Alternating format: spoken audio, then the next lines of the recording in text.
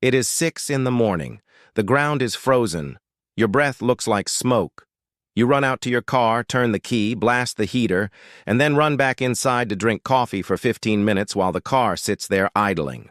You tell yourself you are doing the responsible thing. You are warming up the engine.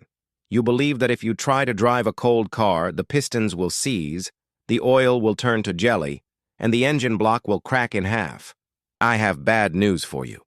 Unless you are driving a Ford Model T or a 1974 Chevy with a carburetor, you are wasting gas, polluting the air, and, here is the kicker, you are actively destroying your engine. This myth persists because it used to be true.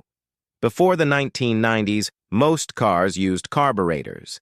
These were purely mechanical devices that mixed air and fuel. In freezing temperatures, carburetors were terrible at their job. If the metal was too cold, the fuel wouldn't vaporize properly, the ratio would be off, and the car would stall. You had to let it sit and get hot just to keep it running. But your car does not have a carburetor. It has electronic fuel injection. It has a computer brain and sensors that know exactly how cold it is outside. When you start your car in freezing weather, the computer instantly adjusts the fuel mixture to compensate. It doesn't need to warm up to run properly. It is ready to go in about 30 seconds. In fact, idling is the worst way to warm up a modern engine. An engine generates heat by doing work. When it is idling, it isn't doing any work. It takes forever to get up to operating temperature. While it sits there shivering at low RPMs, something nasty is happening inside the cylinders. Because the engine is cold, the computer injects extra fuel to keep it running rich. Since the piston rings haven't expanded yet to seal the gap perfectly, some of that extra raw gasoline leaks past the rings and washes the oil off the cylinder walls. This is called fuel dilution.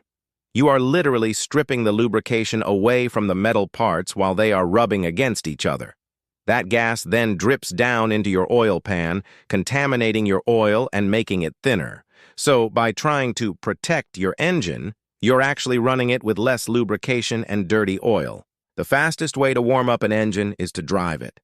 Driving puts a load on the engine, which generates heat much faster than idling. This gets the oil up to temperature quickly, seals the piston rings, and switches the computer back to a normal fuel mixture. Now, I know what you are thinking, but I don't want to freeze to death inside the car. That is fair. If you are idling because you want the cabin to be toasty and the windshield to defrost, that is fine.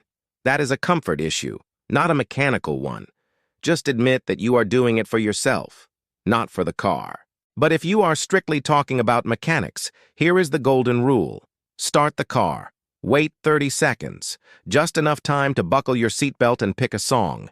Then drive gently. Don't redline it onto the highway immediately, but drive it. Your grandfather was right about his 1980 Buick. But for your modern Toyota, the warm-up is a lie that is slowly killing your cylinders.